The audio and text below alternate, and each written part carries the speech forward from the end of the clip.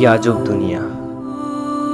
বিবাহিতরা তালাক চায়, অবিবাহিতরা বিয়ে চায়।